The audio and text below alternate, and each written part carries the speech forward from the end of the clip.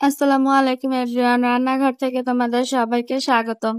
তো নুডলস খেতে, খেতে যারা চাচ্ছ যে নুডলস দিয়ে নতুন কিছু টেস্ট করা যাক, তাদের জন্য আজকের এই ভিডিওটা। তো ১ম এ এই যে নুডলসগুলো আমি সিদ্ধ করে নিচ্ছি। এদিকে একটা বাটিতে ডিম নিয়ে নিচ্ছি ৪ টার মতো। ডিমগুলো ভেঙে নিয়েছি। কাঁচামরিচ একদম কুচি, কুচি করে নিতে হবে। এই তো এদিকে আমার নুডলসটাও সিদ্ধ হয়ে গেছে। নুডলসটা নামিয়ে ঠান্ডা করে নিচ্ছি। এদিকে নুডলসের যে মসলা ছিল, সেই মসলা আর ২ টা ম্যাগি মসলা এড করে স্বাদ মতো লবণ দিয়ে ভালোভাবে মিক্স করে নিচ্ছি। এবার নুডলসটাকে ভালোভাবে দিয়ে ভালোভাবে মিক্স করে নিতে হবে। তো এবার একটু কর্নফ্লাওয়ার দিয়ে দিচ্ছি। ৩ টেবিল চামচের মতো আমি কর্নফ্লাওয়ার দিয়েছি এখানে। এবার গোল, গোল শেপ করে একটু চ্যাপ্টা করে তেলের মধ্যে ছেড়ে দিচ্ছি।